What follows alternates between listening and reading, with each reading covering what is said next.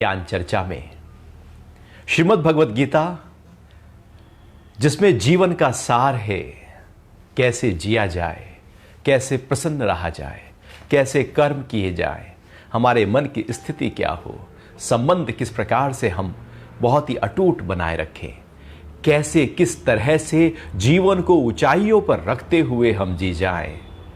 गीता हमको जगह जगह पर जीवन की हर उलझनों का समाधान कर रही है। श्रीमद् भगवत गीता के इन्हीं श्लोकों की व्याख्या लेकर हम आपके सामने हैं और हम प्रयास करेंगे कि सोमवार, बुधवार, शुक्रवार और शनिवार सुबह 8 बजे हम गीता के एक एक श्लोक की और उसको कैसे हम समझ सकते हैं, जीवन में कैसे अपना सकते हैं, उसको ला सकते हैं, उसकी व्याख्या करने की कोशिश करेंगे।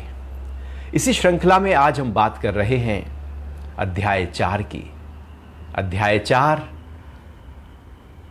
आज श्लोक है 14। भगवान कह रहे हैं कि कर्म मुझे लिप्त नहीं करते, क्योंकि मुझे कर्म फल की स्पृहा नहीं है। इस प्रकार जो मुझे तत्व से जान लेता है, वह भी कर्मों से नहीं बंधता।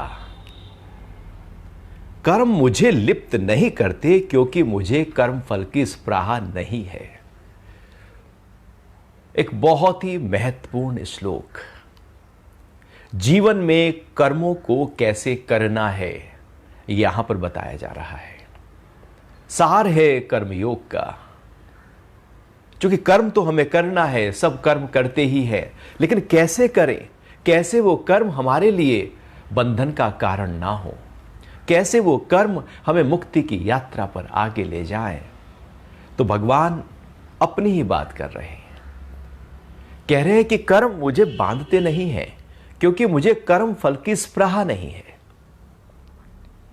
अभी कर्म फल की स्पृहा का मतलब है कि कर्म करते हुए अंदर से फल जो पाने की चाह लगी रहती है कि ये फल मिलेगा, ये कर्म करूंगा तो ये फल आएगा, ये कर्म किया था तो ये फल आया, कर्म तो किया लेकिन उसका फल तो आया ही नहीं। हमारा ध्यान फल फल, कहीं अंदर गहरे में फल होता है। हो सकता है कि ऊपर के स्तर पर आप कहें कि नहीं, मुझे कुछ फल नहीं चाहिए, बस मैं तो ऐसे ही कर रहा हूं, लेकिन अंदर से उसकी जो इंप्रेशंस है, उसकी जो स्पृहा है, उसकी जो फल चाहने का जो भाव है, जो गहरे में पड़ा है, वही उस कर्म से हमको बांध देता है।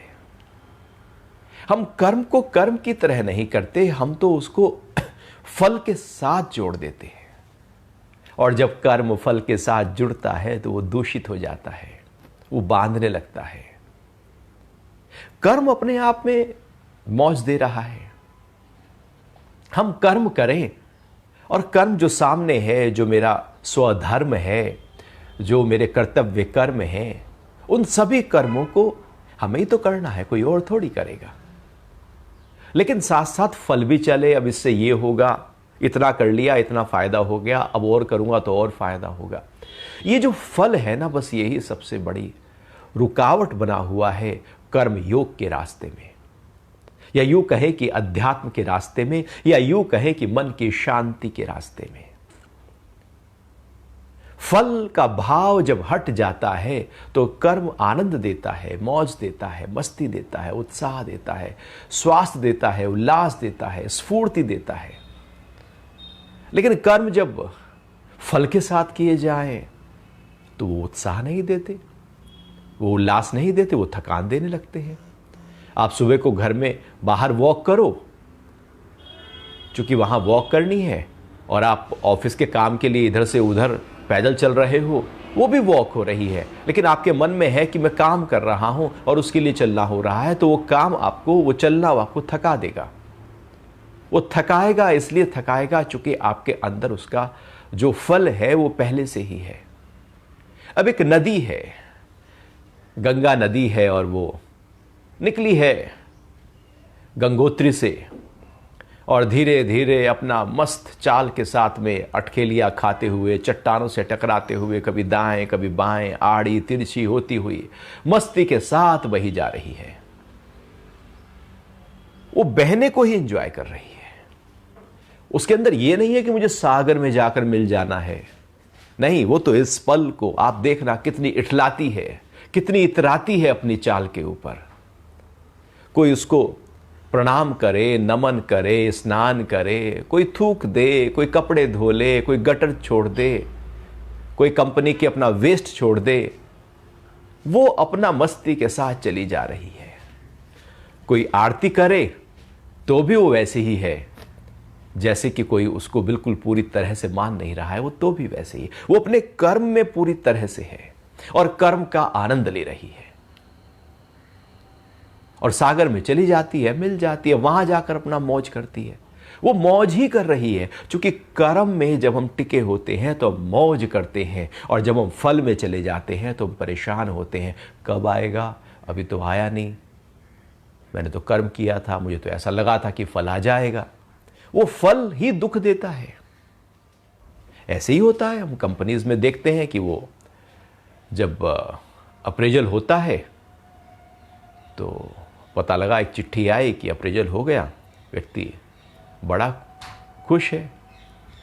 अब वो खुश है इसलिए कि उसने जो सोचा था उससे थोड़ा सा उसको ज्यादा मिल गया, वो खुश है।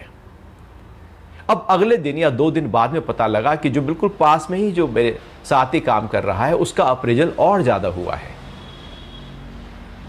अब इतना सुनते ही वो दुखी हो गया।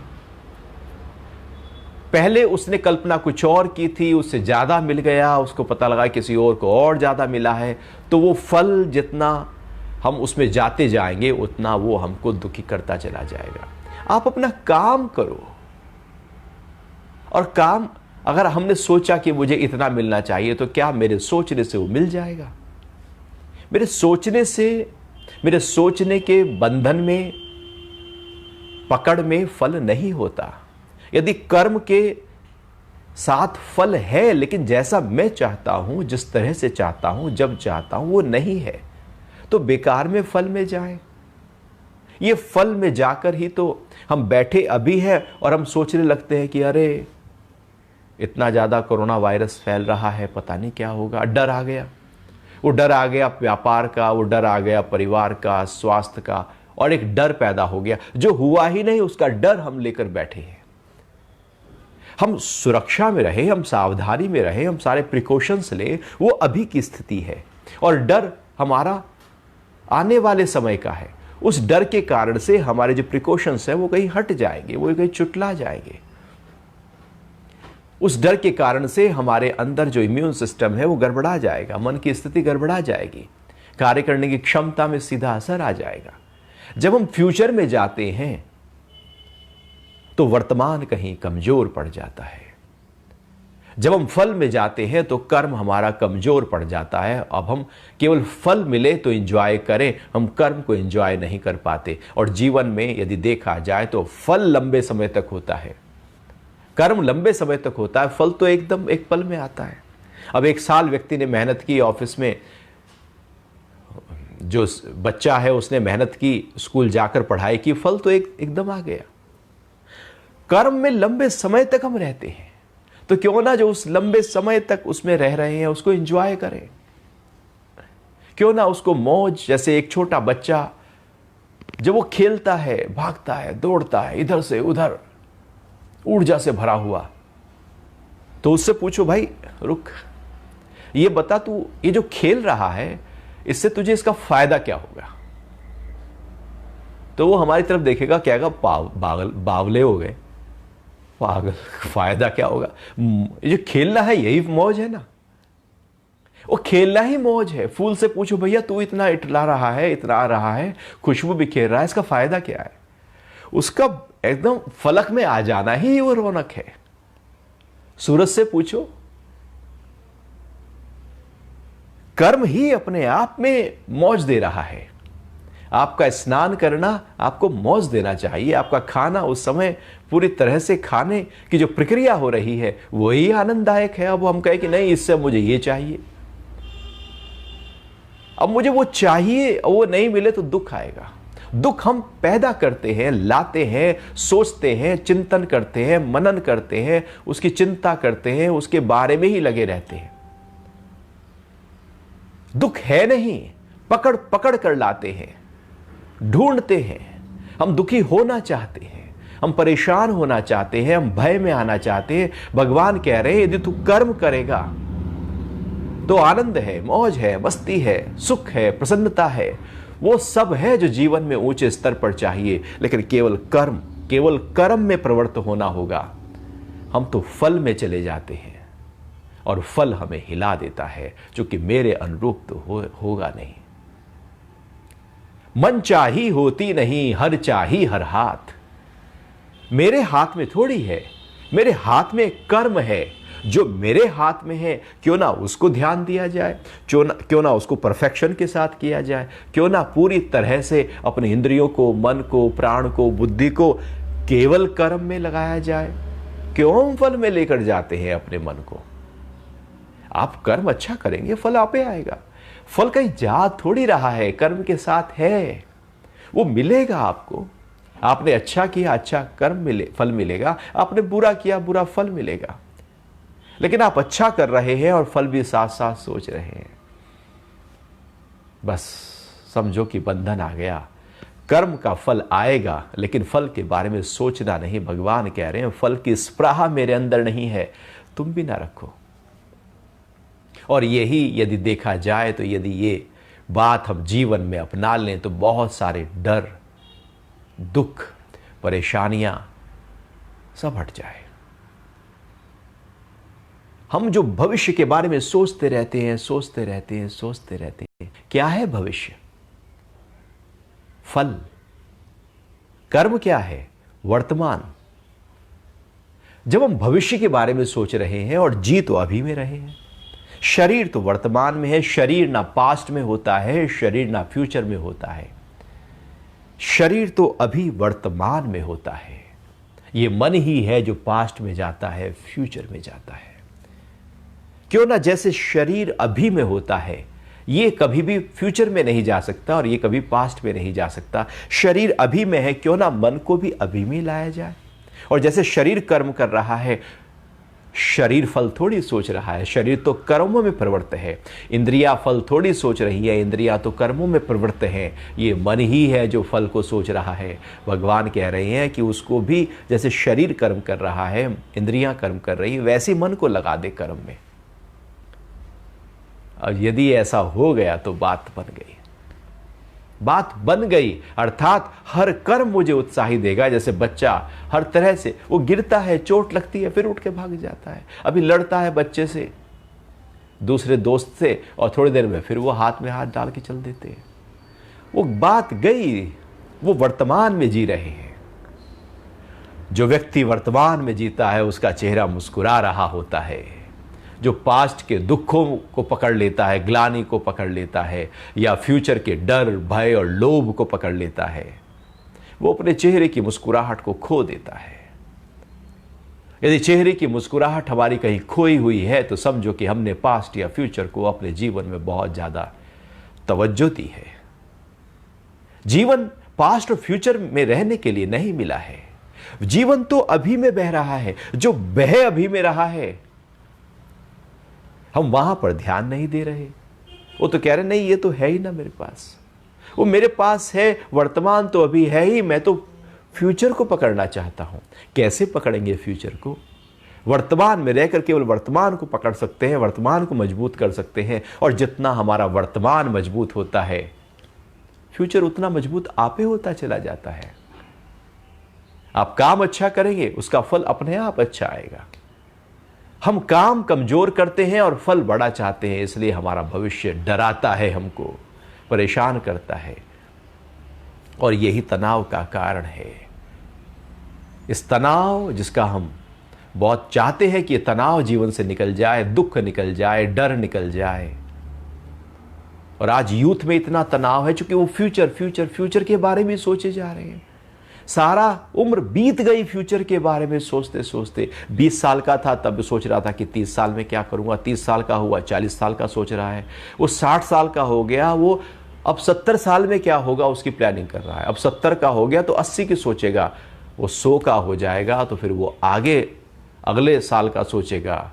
वो अभी का तो सोच ही नहीं रहा है। सारी उम्र निकल गई आगे ही सोचता चला गया, अभी को तो एंजॉय किया ही नहीं। और पूरी प्रकृति कह रही है कि अभी को एंजॉय करो। और भगवान गीता में बार बार कह रहे हैं अर्जुन को, अभी अभी को पकड़, कर्म को पकड़, वर्तमान को पकड़, अपने होने को पकड़, अपने साक्षी को पकड़, अपने दृष्टा को पकड़, अपने आप को पकड़। यही तो वर्तमान है। ज्ञान में टिक जाना ही तो वर्तमान है। योग में ठहर जाना ही तो वर्तमान है। तो भगवान कह रहे हैं मुझे फल की स्पृहा नहीं, मतलब मैं कल में नहीं जाता, मुझे कर्म लिप्त नहीं करते, नहीं करेंगे, कर्म लिप्त नहीं करता। कर्म के साथ जो फल और उसकी जो स्पृहा, अंदर से जो मेरा अटैचमेंट है फल को पाने का, वो पकड़ता है। कर्म तो हो गया, कर्म कैसे पकड़ेगा? आपने अभी किसी को एक लापड़ मारा, थप्पड़ मारा, कर्म तो हो गया, वो कहां पकड़ रहा है? लेकिन उसका जो कॉन्सिक्वेंस है, उसका जो फल है, वो पकड़ लेगा हमको। कर्म तो बीत गया, वो तो पास्ट का हिस्सा हो गया। कर्म नहीं पकड़ेगा, लेकिन उसका फल पकड़ लेगा। इसलिए कर्म के साथ जो फल जुड़ा हुआ होता है, वो कर्म हमको दूषित करता है। भगवान कह रहे हैं मुझे कर्म नहीं बांधते। क्यों नहीं बांधते? उसका तरीका है। हमें बांध लेते हैं, उनको नहीं बांधते। हमको हमारे ही कर्म परेशान करते हैं, उनको नहीं कर रहे हैं। वो कह रहे हैं चूंकि मुझे कर्म फल की स्पृहा नहीं है, मुझे फल नहीं चाहिए, मैं तो कर्मों में मौज कर रहा हूं। तू फल की बात कर रहा है, क्या होगा कल? युद्ध हो गया तो क्या होगा? मर गए तो क्या होगा? वर्ण संकर पैदा हो जाएंगे, समाज में और पूरी तरह से अव्यवस्था फैल जाएगी, अराजकता फैल जाएगी। तो फल में जा रहा है, मैं कर्म को ताकत देता हूं। फिर आगे कह रहे, इस प्रकार जो मुझे तत्व से जान लेता है, वह भी कर्मों से नहीं बंधता। तो ऐसे जानना है, और जानना नहीं, ऐसे में रहना है, टिकना है। कर्म ऐसे ही करने हैं, बस कर्म करते जाओ, कर्म करते जाओ। यदि हम कर्मों को एंजॉय करना शुरू कर दें तो समझो कि जीवन को एंजॉय करना शुरू कर दिया। अब हम नहीं कहें ये कर्म तो बेकार है, ये तो कर्म छोटा है, ये तो सेवा का कर्म है, ये तो झाड़ू लगाने का काम है, ये तो पुताई करने का काम है, ये तो कपड़े धोने का काम है, ये नहीं, मुझे तो सूट बूट वाला कर्म चाहिए। अब हमने कर्म में ही कहा कि मुझे वो चाहिए, मुझे वो चाहिए, और फिर कहा कि मुझे अब इस कर्म से ये वाला फल चाहिए। हम तो कर्म को कर्म की तरह देख ही नहीं रहे हैं। जो सामने है कर्म करो, छोटा नहीं, बड़ा नहीं, कर्म कर्म होता है। जब हमने कहा छोटा कर्म, तो समझो कि फल कहीं खड़ा है। ये मेरे लायक नहीं है, ये मैं थोड़ी करता हूं, मैं तो बाबू हूं। तो समझो कि फल आपके अंदर खड़ा है, आपके अंदर कर्ता भाव खड़ा है, अहंकार खड़ा है। आप कह रहे हो कि ये छोटा है, ये मेरे लायक नहीं है, वो ही वाला कर्म मेरे लायक है, मैं तो वो ही करूंगा। बस बांध लेगा कर्म, बांध ही लेंगे कर्म हमको, और ऐसे ही बांध लेते हैं। तो हमें अपने कर्मों को एंजॉय करते जाना है। सुबह से लेकर रात तक जो जो करते जाओ, इसको एंजॉय करते जाओ। आगे भगवान गीता के चतुर्थ अध्याय, चौथे अध्याय में जो 15वां श्लोक है, उसको और अर्जुन को थोड़ा समझाने की कोशिश कर रहे हैं। भगवान कह रहे हैं कि पूर्व काल में मुमुक्षुओं ने इस प्रकार जानकर ही कर्म किए हैं, इसलिए तू भी पूर्वजों की भांति सदा से किए जाने वाले कर्म को ही कर।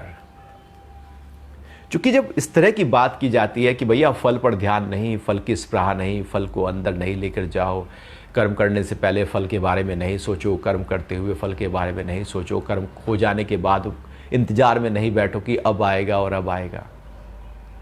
ऐसे कैसे होगा? ऐसे थोड़ी हो सकता है। बिना फल के कर्म कैसे होगा? हम तो कर ही नहीं पाएंगे।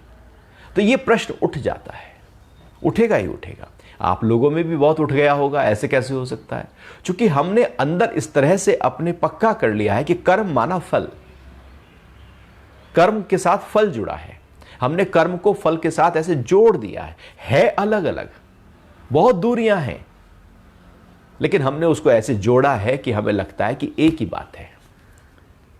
तो हम फल के बारे में पहले सोचते हैं। तो ये प्रश्न अर्जुन के अंदर उठे उससे पहले ही भगवान कह रहे हैं कि ऐसा नहीं है कि मैंने ये बात जो कर रहा हूं ये पहली बार कर रहा हूं और आज तक ऐसा किसी ने किया नहीं और शायद ऐसा कोई कर ही नहीं सकता। भगवान कह रहे हैं पूर्व काल में मुमुक्षुओं ने इस प्रकार जानकर कर्म किए हैं। मतलब जनक आदि जो उदाहरण आते हैं, इतने ऋषि रहे हैं जो इस कर्म को सही प्रकार से जान गया और फल की स्पृहा नहीं रखी। तो ऐसे बहुत सारी एक परंपरा रही है अर्जुन। पूर्व काल में अनेक लोगों ने कर्म के मर्म को जानकर उसी प्रकार से कर्म किए हैं। और जिन्होंने कर्म के मर्म को जानकर फल कि स्पृहा रहित कर्म किए हैं, वो क्या हुआ है? वो मुक्त हो गए हैं। इसलिए तू भी पूर्वजों की भांति सदा से किए जाने वाले कर्मों को कर। सदा से हो रहे हैं ये प्रक्रिया। ऐसा नहीं है कि क्योंकि जिनको कर्म किसी ने सिखाया ही नहीं, हमें तो बचपन में सिखाया जाता है फल। बच्चा बड़ा होने लगता ही है कि भैया ये बढ़ना, बड़ा होकर ये करना, बहुत कमाएगा, बहुत धन आएगा, लड़के से ऐसी शादी करूं ये तो बहुत ज़्यादा व्यापार करेगा। हमारे अंदर तो फल का गंध का टोकरा पहले से है। और फिर कहे कि अब तनाव क्यों है, क्रोध क्यों है, झल्लाहट क्यों है, दुख क्यों है, डिप्रेशन क्यों है? हमने पाला है उसको। हमने पाला है। यदि हम कचरे को घर में रखेंगे और हम कहें कि बदबू क्यों है, कचरा बदबू देगा। कचरे को हटाओ, बदबू गई। फल को हटाओ, दुख गया, तनाव गया, भय गया, वो चला गया, क्योंकि वो फल के साथ टिका था। तो भगवान कह रहे हैं परंपरा रही है हमारी। तभी तो ये कर्म योग की इतनी अनूठी जो साधना है, पूरी साधना है, ये पूरा अभ्यास है, प्रैक्टिस है, जीवन जी जाने की एक कला है कि कैसे कर्मों को कर ले। एक ही कर्म थोड़ी, दिन भर सारे कर्म कैसे कर लिए जाएं कि बिना फल के हो जाएं। तो ऐसा नहीं कि ये पहली बार हो रहा है और आज तक किसी ने किया नहीं और ऐसा हो ही नहीं सकता। ऐसा होता आ रहा है, पूर्व काल से होता आ रहा है, सदा से होता आ रहा है। जो होता आ रहा है वही भगवान कह रहे हैं तुम भी करो। और हम भी आज के समय में, चूंकि ये शब्द, ये वचन, ये वाणी अनमोल है, काल इसका कुछ बिगाड़ नहीं सकता। 5000 साल पहले, 5500 साल पहले भी वही स्थिति थी, आज भी वही है और आने वाले हजारों साल बाद भी मन तो वैसा ही है। शरीर बदल जाते हैं, नाम बदल जाते हैं, चेहरे बदलते रहते हैं, लेकिन अंदर की विकार तो वही रहते हैं। तो भगवान कह रहे हैं कि तू भी वैसे ही कर जैसे तेरे पूर्वजों ने किया, सदा से होता आया। अब अगला जो श्लोक है वो बड़ा ही इंटरेस्टिंग है। कर्म क्या है? श्लोक 16 अध्याय 4। कर्म क्या है, अकर्म क्या है, इस विषय में बुद्धिमान भी भ्रमित है। इसलिए मैं तुझे कर्म के विषय में समझाऊंगा, जिसको जानकर तू अशुभ अर्थात कर्म बंधन से मुक्त हो जाएगा। कर्म और अकर्म दोनों बड़ा महत्वपूर्ण बात भगवान यहां पर अर्जुन को समझाने की बात कर रहे हैं। जिसको हम कर्म कहते हैं वो कर्म तो है ही नहीं, जिसको हम अकर्म कहते हैं वो भी अकर्म नहीं है। हमें कर्म का पता ही नहीं है कि कर्म क्या है। कर्म वो होता है जो अंदर से फूटे, अंदर से उठे, बिल्कुल ओरिजिनल हो, पूरी तरह से क्रिएटिव हो। अंदर से जो उठा कोई ये काम करना है और वही हम मन, इंद्रिय, बुद्धि और शरीर के माध्यम से कर रहे हैं, उसको कर्म कहते हैं। फल वहां पर है, लेकिन वो अंदर से उठा है मेरे कि मुझे ये करना है। और एक दूसरा कर्म हम जो दिन भर करते रहते हैं वो जैसे एक रिस्पॉन्ड होता है और एक रिएक्ट होता है। हम यदि देखें तो सुबह से लेकर रात तक हमारे जो कर्म है वो रिएक्शन के कर्म होते हैं। हम रिएक्ट करते रहते हैं। यदि एक सूची बनाई जाए अपने कर्मों की दिन भर की, तो रिएक्शन के जो कर्म हैं वो बहुत ज़्यादा होंगे। मुझे किसी ने कुछ कहा तो बदले में मैंने कुछ कहा, उसने आंख दिखाई तो मैंने भी दिखाई, उसने कुछ तीखे शब्द बोले तो मैंने भी तीखे शब्द बोले, उसने मीठी बात बोली तो मैंने भी मीठी बात बोली, उसने मेरे लिए कुछ किया तो मैंने भी उसके लिए कुछ कर दिया। बाहर से किसी ने कुछ किया, अब उसके बदले में मैंने कुछ किया। अब ये बदले में कुछ हम जब कर रहे हैं तो ये अंदर से थोड़ी उठ रहा है। ये अंदर से कहां उठ रहा है? अंदर से तो भूख लगी, मैंने खाना खाया, ये अंदर से उठा, ये कर्म हो गया। प्यास लगी, अंदर से मैंने पानी पी लिया। लगा कि गर्मी लग रही है, मैंने स्नान कर लिया, मैंने पंखा चला लिया। अंदर से कुछ भाव उठा कि उसके लिए मुझे ये कार्य करना है, मैंने वो कर दिया। चलो आज उससे बात करते हैं, मैंने बात की। अंदर से उठा, वो किया, वो कर्म है, फल है। लेकिन किसी ने कुछ कहा और बदले में मैंने किया, वो तो पूरी तरह से उल्टा कर्म है। वो तो कर्म भी नहीं है, कर्म से और नीचे की स्थिति है। वो तो पूरी तरह से बिखरा हुआ कर्म है, विकर्म है, आगे भगवान कह रहे हैं। और हम जीवन में एक बहुत बड़ा हिस्सा जो है वो यही, जो किसी ने कुछ कहा उसके बदले में हम कुछ किए जा रहे हैं। सारी आप देखना, सारे द्वेष, सारे झगड़े, सारी क्लेह, उसने कुछ कहा था, उसने कुछ किया था, अब बदले में मैंने कुछ किया। सबसे निचले स्तर का कर्म होता है जो हम अंदर से ओरिजिनल नहीं है, बल्कि वो तो किसी बाहर के कारण से है। तो ये जो बाहर के कारण से कर्म है, भगवान कह रहे हैं कर्म को समझो, कर्म के मर्म को समझो। तो कर्म को जानना पड़ेगा कि कर्म किस तरह से होते हैं और किस तरह से कर्म करने चाहिए। तो कर्म का मतलब है जो उठे और करे वो कर्म है। और प्रतिकर्म, या समझे ऐसे कि पूरी तरह से उल्टा कर्म या रिएक्शन वाला कर्म, कि किसी ने कुछ कहा और मैंने कुछ किया।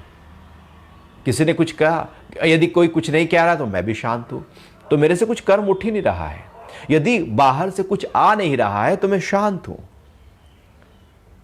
मैं शांत हूं। और ऐसे करने से यदि हम देखें तो हमारे सारे ऋषि परंपरा में, आप बुद्ध को लें, महावीर को लें, लोग गाली दे रहे हैं और वो शांत है।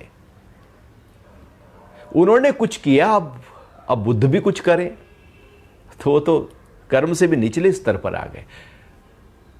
अब लोगों ने गाली दी और महावीर भी कुछ करें। क्राइस्ट को सूली पर लटकाया जा रहा है, अब क्राइस्ट भी कुछ करें। मंसूर के हाथ पैर काटे जा रहे हैं और मंसूर भी कुछ करें। वो बाहर से कुछ हो रहा है और हम उसको रिएक्ट कर रहे हैं, तो वो हम कर्म की जो स्थिति है उससे नीचे उतर रहे हैं। कर्म है जो अंदर से उठे, तो अंदर से उठे वो कर्म, और हम चूंकि फल में रहते हैं, हम उसकी स्पृहा में रहते हैं, हम रिएक्शन में रहते हैं, अहंकार में रहते हैं। किसी ने मेरे अहंकार को ठेस पहुंचाई नहीं कि मैंने कर्म किया नहीं, और यदि कोई ठेस ना पहुंचाए तो मैं कुछ कर्म करूंगा ही नहीं। तो अहंकार जब कोई हिला दे तो अब मैं उसके अहंकार को हिलाने पर लग जाता हूं। तो सारा खेल तो अहंकार का हो रहा है। यदि तार छेड़ा तराने बनेंगे। किसी ने छेड़ दिया, अब यहां से तराने बनने शुरू हो गए। तो यदि कोई ना छेड़ता तो मैं शांत था, यदि कोई आंख ना दिखाता तो मैं शांत था। तो इसका मतलब है कि मेरी डोर किसी और के हाथ में है। मैं कठपुतली हूं। मैं कठपुतली हूं कि कोई मुझे प्यार करे तो मेरे अंदर प्यार उमड़ जाता है, कोई क्रोध करे तो क्रोध उमड़ जाता है, कोई मान करे तो मैं ऐसे हो जाता हूं, कोई अपमान करे तो फिर मैं परेशान हो जाता हूं।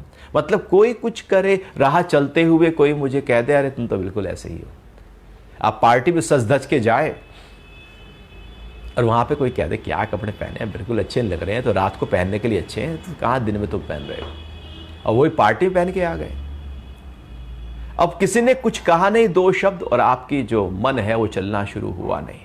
अब आप कपड़ों को ही देखोगे, पार्टी को एंजॉय थोड़ी करेंगे, क्योंकि किसी के शब्दों का असर मेरे अंदर बहुत ज्यादा होता है। तो मुझे कोई कभी भी हिला सकता है, एक राह चलता हुआ व्यक्ति भी मुझे हिला सकता है, क्योंकि मैंने अपनी डोर को सबके हाथ में दिया हुआ है। कोई खींच ले, कोई मान से खींच ले तो मैं ऐसे प्रफुल्लित हो जाता हूं, अपमान से खींच ले, कोई सम्मान से खींच ले, लाभ से, हानि से, सुख से, बाहर से, दुख से, बाहर से कोई कुछ करे तो मैं एकदम प्रभावित होते जाता हूं। इसका मतलब है कि कर्म को हमने अभी समझा ही नहीं है। भगवान कह रहे हैं कर्म क्या है उसको समझना है, जो अंदर से ओरिजिनल उठे वो कर्म है। और फिर दूसरी बात भगवान कह रहे हैं कि अकर्म क्या है। अकर्म है कि अंदर से उठ ही नहीं रहा है कुछ, जो सामने आया हो गया, अर्थात अंदर से पूरी तरह से एक शांति है, एक ठहराव है, जो ध्यान की अवस्था है। मैं अपने में पूरी तरह से लीन हूं, तल्लीन हूं, अपने स्वरूप से जुड़ा हुआ हूं। मैं बाहर से नहीं बल्कि अंदर से। अकर्ता भाव से अकर्म पैदा होता है, कर्ता भाव से कर्म पैदा होता है। जब अकर्ता में है तो अकर्म ही है। अकर्म का मतलब पूरी तरह से खाली हाथ होकर बैठ जाना नहीं। कर्मों को छोड़ने का मतलब अकर्म नहीं होता कि नहीं मुझे तो नौकरी छोड़नी है, मुझे अकर्म करना है, मुझे व्यापार छोड़ना है और जब कर्म नहीं होगा तो फिर मैं अकर्म हो जाऊंगा। ऐसा हो ही नहीं सकता। कर्म छोड़ के अकर्म में कैसे हो सकते हैं? वो तो और ज्यादा भारी कर्म हम बांध लेते हैं। अकर्म अंदर की अवस्था है, बाहर करने से कुछ नहीं होगा। करने से नहीं, वो तो ना करने से होता है। वो प्रयास से नहीं बल्कि अप्रयास से कर्म सिद्ध होता है। ये तो मौन की अवस्था है, जब हम पूरी तरह से ठहरे हुए होते हैं, शांत होते हैं, ध्यान में होते हैं, अपने से जुड़े हुए होते हैं, प्रार्थना में होते हैं। हम अकर्म की अवस्था में होते हैं, कुछ कर नहीं रहे होते, बस अपने से जुड़कर जब हम रहते हैं तो वो अकर्म है। भले शरीर कुछ करे, इंद्रियां कुछ करे, मन कुछ करे, बुद्धि कुछ करे, लेकिन हम अपने से जुड़े हुए हैं, वो अकर्म है। जुड़े हैं अपने से, भले कर्म हो रहा है, अकर्म है। और जुड़े हैं फिर बाहर से और कर्म नहीं कर रहे हैं, और हम कहें कि नहीं मैं तो अकर्म में हूं, लेकिन जुड़े हैं तो फिर ध्यान क्यों जा रहा है? तो अकर्म केवल बाहर का हो गया, अंदर का नहीं। जबकि अकर्म तो अंदर की अवस्था है कि पूरी तरह से जब मैं अंदर से मौन में हो गया हूं, एकांत हो गया हूं, शांत हो गया हूं, इसलिए ध्यान है। इसलिए एक जब हम अद्वैत में होते हैं, मैं ही हूं तो कर्म कैसा, दो हैं तो कर्म है, मैं ही हूं तो कर्म कैसा, वो तो अकर्म हो जाता है। जब मैं ही हूं वही आत्म तत्व है, और जब मैं आत्म तत्व में टिका हूं तो अकर्म की अवस्था होती है। और अकर्म बांधते नहीं, अकर्म तो मुक्त की प्रक्रिया है। फिर कर्म भले हो जाए। वो एक दृष्टांत आता है, एक सदना नाम का एक कसाई है, और वो कसाई का काम करता है, लेकिन उसकी लो अपने प्रभु से जुड़ी हुई है। पूरी तरह से वो अंतरतम में अपने साथ, अपने अल्लाह के साथ एक है। यदि हम एक हैं उसके साथ, उस परमपिता परमात्मा के साथ, उस ईश्वर के साथ, और फिर सारे कर्म होंगे ही ना। कबीर तो सूत काटेंगे ही ना, रैदास तो जूता गाड़ेंगे ही ना, नानक तो खेती कर ही रहे हैं ना, कर्म तो हो ही रहा है ना। लेकिन जुड़े हुए हैं अपने भीतर से जुड़कर।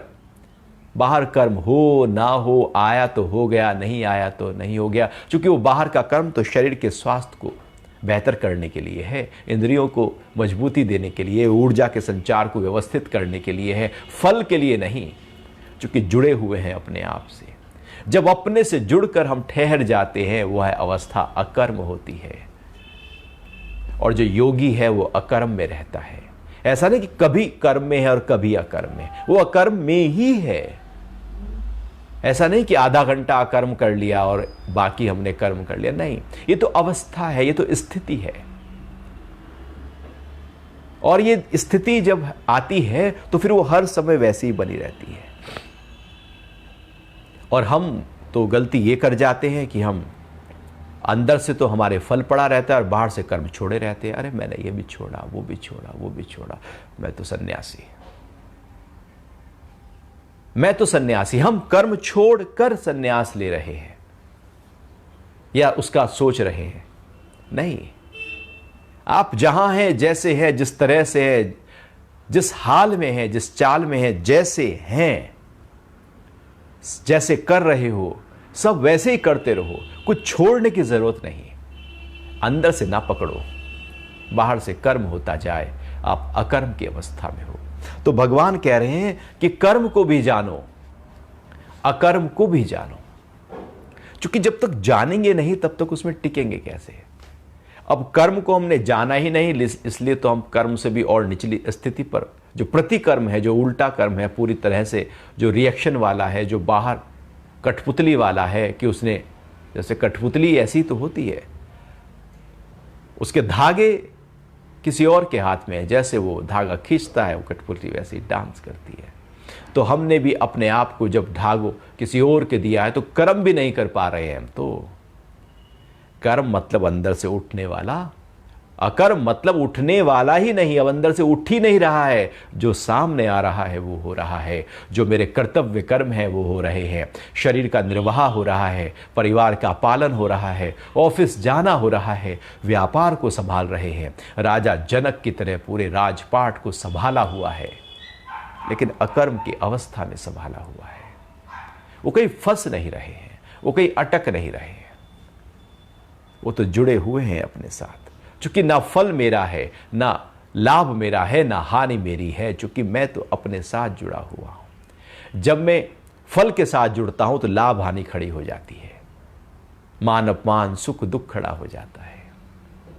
तो कर्म को भी जानना है, अकर्म को भी जानना है। भगवान कह रहे हैं इस विषय में बुद्धिमान भी भ्रमित है। वो बुद्धिमान व्यक्ति जो अपने को बहुत ज्यादा कहता है कि मैं बुद्धिमान हूं,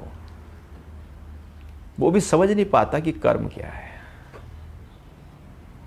वो भी प्रतिकर्म ही किए जा रहा है, वो भी उल्टा कर्म किए जा रहा है, वो भी रिएक्शन वाला कर्म किए जा रहा है, वो भी किसी ने कुछ कहा तो उसने कुछ कहा, वो भी वही किए जा रहा है और सोच रहा है कि मैं तो बहुत अच्छे कर्म कर रहा हूं। हमसे कर्म होते हैं या हमसे कर्म करवा लिए जाते हैं? प्रकृति हमसे कर्म करवा लेती है। मीठा मीठा बोलकर सामने वाला हमसे काम करवा लेता है। बच्चा भी वो तुतली भाषा में बोलकर करवा लेता है। कर्म हम करवा लिए जाते हैं या हम कर्म कर रहे हैं? हम पूरी तरह से होश में रहकर कर्म कर रहे हैं या हमसे कर्म कोई अपनी भाषा डर से, आंख दिखाकर, मीठी भाषा बोलकर कर्म करवा रहा है? मक्खन की तरह कोई कर्म करवा रहा है? तो कोई करवा रहा है, जानो उसको कि उसके कारण से मैं कर्म कर रहा हूं। समझना चाहिए कि डर में कर रहा हूं, समझो कि मैं मीठी बोली में कर रहा हूं। वो पूरी तरह से पता होना चाहिए कि मैं कर क्यों रहा हूं। आखिर ये मैं उसका मालिक हूं कर्म का, मुझे पता होना चाहिए पूरी तरह से। तो प्रतिकर्म क्या है, कर्म क्या है, पता होना चाहिए। कर्म में फिर बहुत सारी कैटेगरी आ जाएंगी, क्योंकि ये सकाम है कर्म जो है, फिर निष्काम क्या है, नैमित्तिक कर्म क्या है, नित्य कर्म क्या है, काम्य कर्म क्या है, सात्विक कर्म, राजसिक कर्म, तामसिक कर्म, वो सब हमको फिर पता होने चाहिए, गहराई से पता होना चाहिए, क्योंकि जीवन भर हमें कर्म करने हैं। और जब जीवन भर कर्म करने हैं और कर्म के बारे में ही नहीं पता, जो करना है वही नहीं पता, अब किए जा रहे हैं। कार चलानी आती नहीं और लगे हम स्टीयरिंग और ब्रेक और सब दबाने के लिए, क्लच व्लच तोड़ ताड़ के अलग कर देंगे हम तो।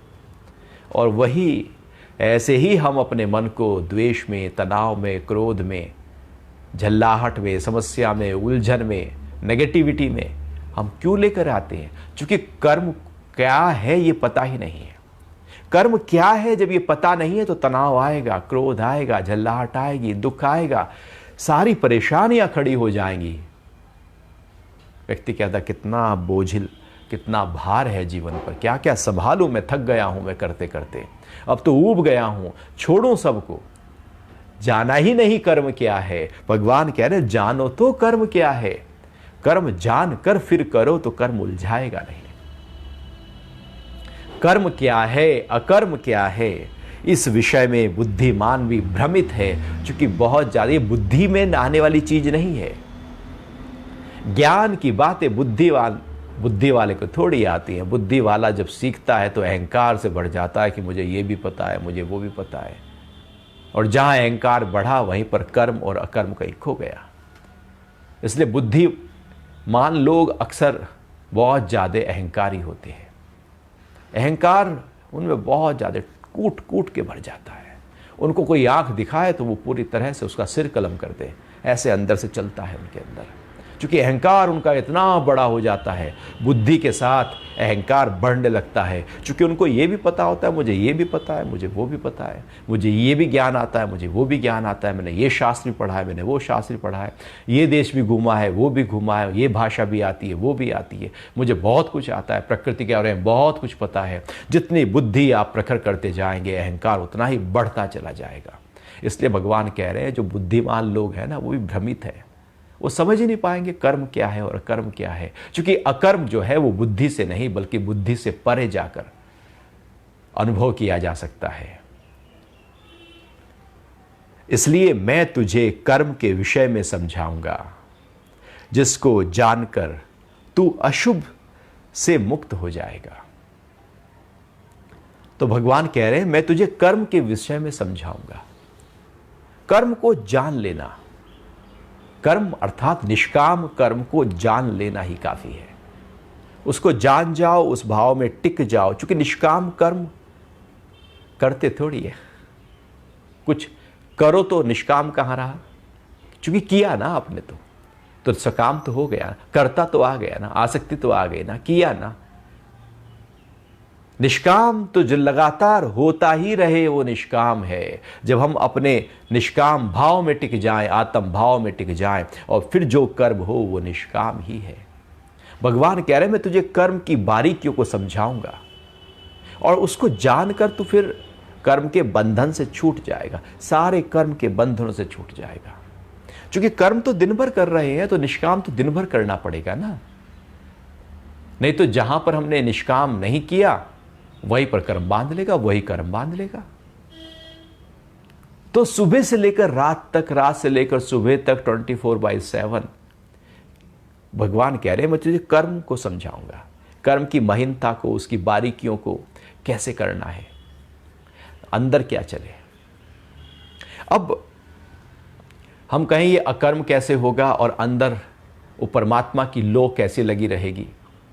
ऐसा हो सकता है हम दिन भर कर्म करें लेकिन अंदर अपने साथ जुड़े हो, ऐसा हो सकता है। जब एक लड़का लड़की का रिश्ता तय हो जाता है और आपस में एक दूसरे से मिलना शुरू कर देते हैं, दोनों जॉब पर हैं, काम कर रहे हैं, बस शादी को 15 ही दिन है, तो दोनों दिन भर काम कर रहे हैं। लड़का अपने ऑफिस में काम कर रहा है, लड़की अपने ऑफिस में काम कर रही है। दोनों ऑफिस में अपने अपने काम कर रहे हैं, लेकिन लड़के के मन में लड़की के ख्याल हैं, लड़की के मन में लड़के के ख्याल हैं। ख्याल एक दूसरे के प्रति, प्रेमी के अंदर प्रेमिका के, प्रेमिका के अंदर प्रेमी के, ख्याल किसी और के है, लेकिन कर्म हो रहा है। कर्म तो हो रहा है लेकिन ख्याल तो चल रहा है ना।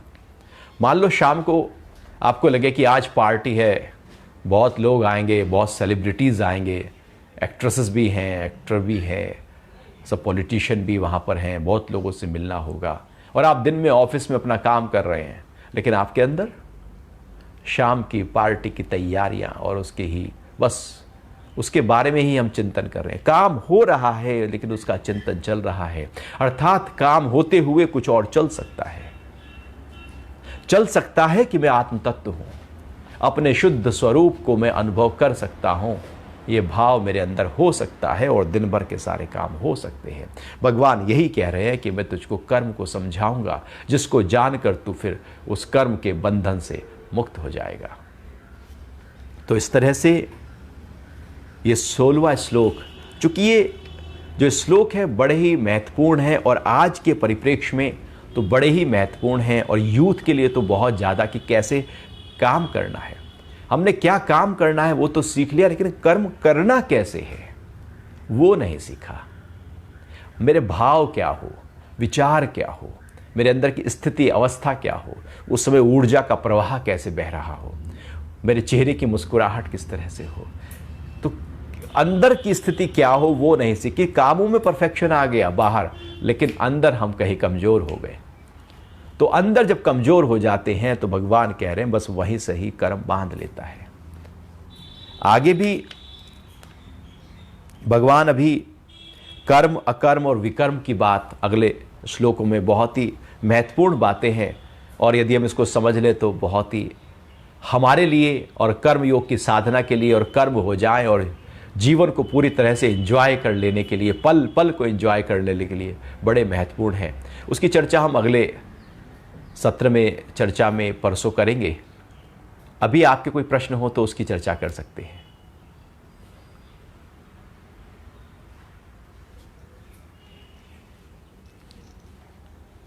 हरिओम।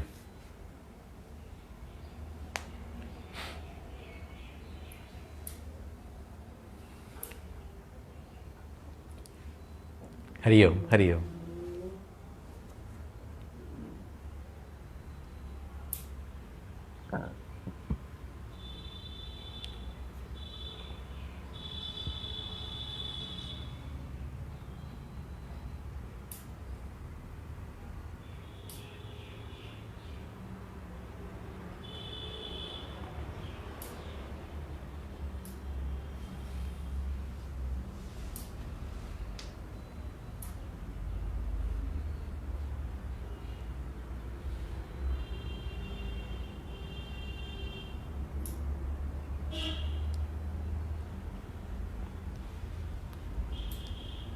राम जी कह रहे हैं कि दोबारा जन्म ना हो, क्या करें? जो कर रहे हो सब बंद कर दो, जन्म नहीं होगा। करना ही तो सबसे बड़ी रुकावट है। ये कर्ता भाव ही तो दोबारे जन्म देता है, और कर्ता भाव से जब हम कर्म करते हैं तो कर्ता के साथ फल खड़ा होता है, आसक्ति खड़ी होती है। हमें जब अपने साथ, हम अपने स्व के भाव के साथ हम टिक जाते हैं, जैसे ही आत्म भाव का अनुभव करते हैं तो पुनर्जन्म नहीं होता। पुनर्जन्म तब होता है जब हमें फल चाहिए, इच्छाएं हैं, वासनाएं हैं, काम है, क्रोध है, लोभ है, मोह है।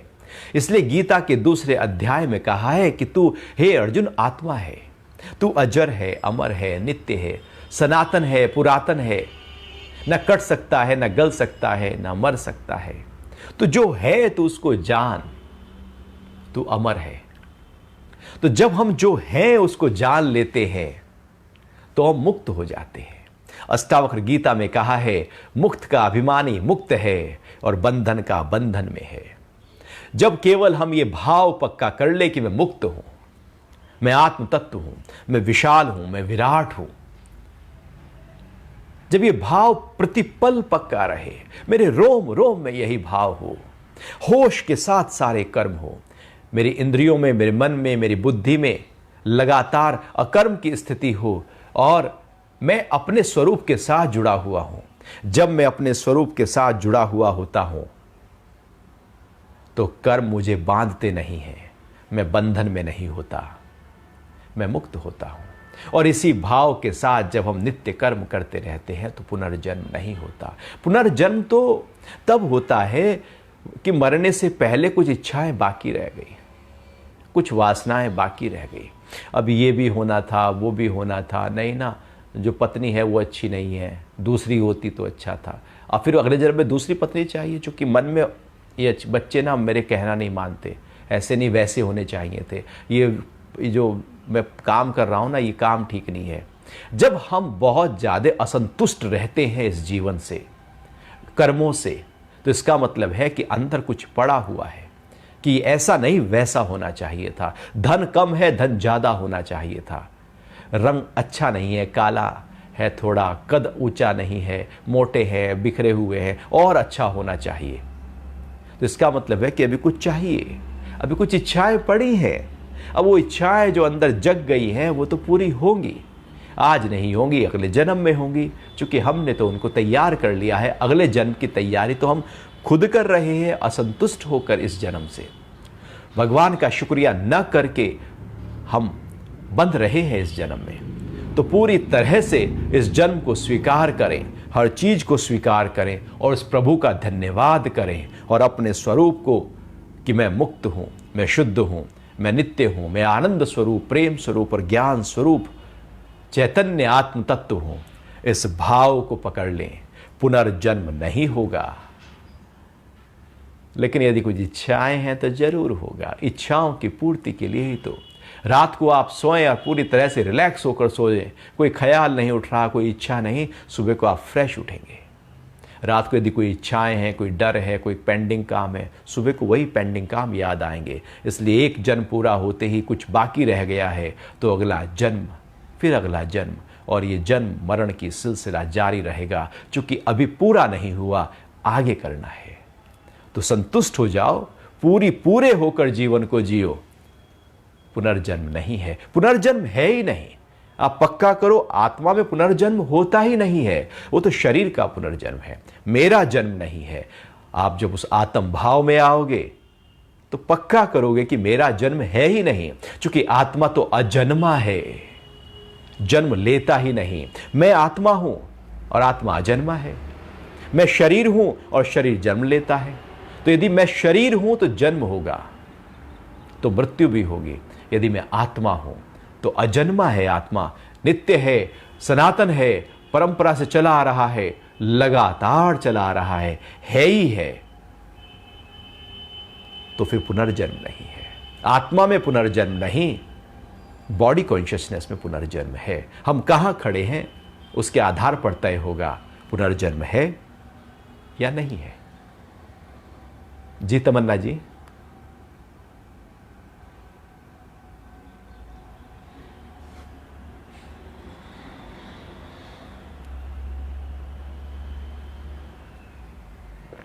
इशिता जी,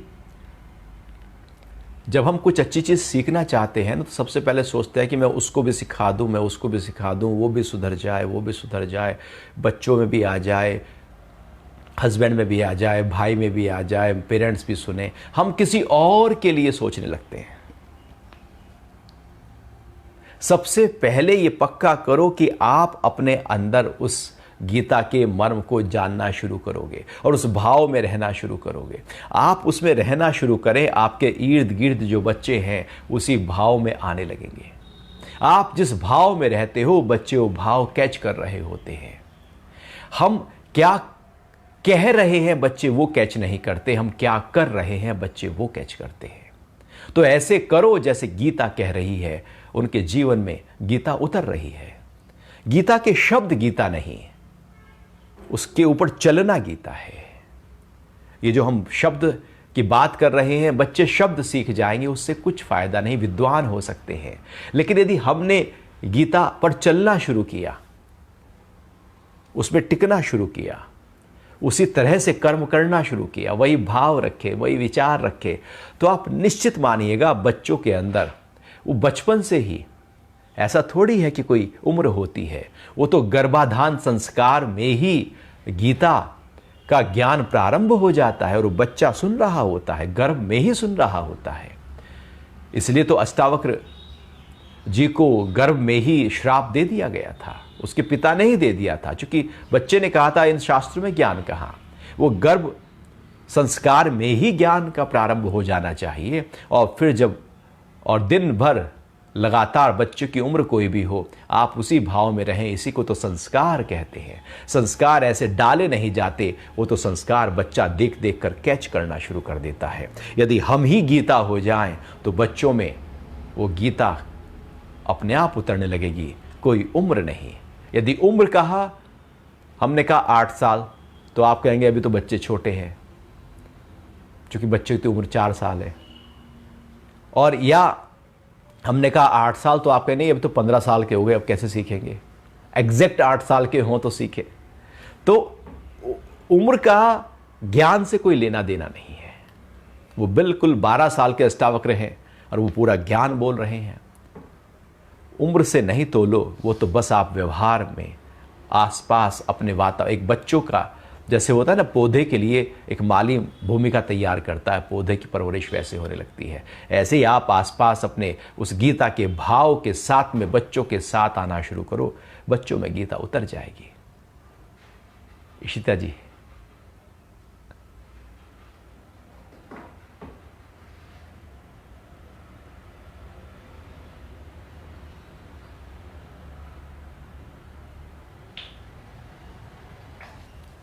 हाँ, कर्म क्या है और अकर्म क्या है?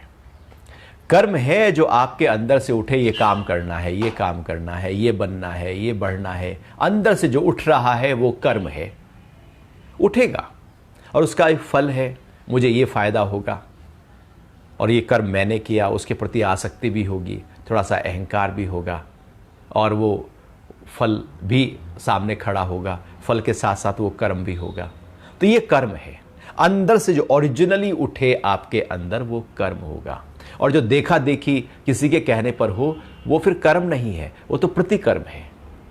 और अकर्म है कि आप मौन में हैं, शांत हैं, गंभीर हैं, ध्यानस्थ हैं, समाधिस्थ हैं, अपने स्वरूप के साथ जुड़े हुए हैं। आप जुड़े हैं अंदर से। अब शरीर तो कुछ ना कुछ करेगा ना, शरीर उठेगा, बैठेगा, खाएगा, पिएगा, हिलेगा, डुलेगा, वॉक करेगा, कुछ काम करेगा, कुछ खेती करेगा, लेकिन आप अपने उस ऊंचे भाव में हैं और शरीर कुछ कर रहा है। वो अकर्म की अवस्था है।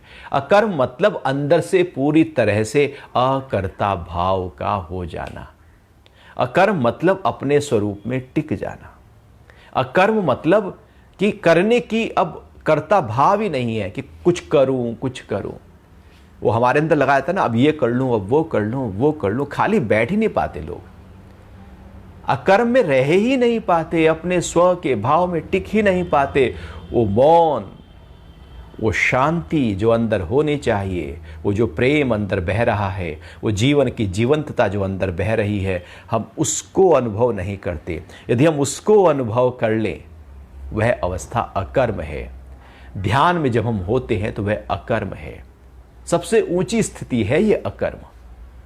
और कर्म है जो हम कर रहे हैं, उसके साथ फल है, आसक्ति है, अहंकार है। तो कर्म सकाम हो जाता है, अकर्म निष्काम हो जाता है। जहां कोई इच्छा नहीं, कोई वासना नहीं, कोई आसक्ति नहीं, कोई अहंकार नहीं, बस केवल अपना स्वरूप है, वो अकर्म है। और जहां इच्छा है, वासना है, आसक्ति है, अहंकार है, वहां कर्म है। और अकर्म बांध ही नहीं सकता। भले काम वही हो, लेकिन वहां काम वही होते हुए एक में फल है, आसक्ति है, इच्छा है, वासना है, कुछ चाहिए एक में, और काम वही है, वही काम किया, लेकिन चाहिए कुछ नहीं, फल की इच्छा नहीं, आसक्ति नहीं, वासना नहीं, अहंकार नहीं, तो वो अकर्म हो गया। वो सारा खेल मेरे अंदर की स्थिति के ऊपर निर्भर करता है कि बाहर वाले को नहीं पता लगेगा ये कर्म हो रहा है या अकर्म हो रहा है। वो तो जो कर रहा है उसको ही पता है कि मैं अंदर से क्या सोच रहा हूं। जी तमन्ना जी।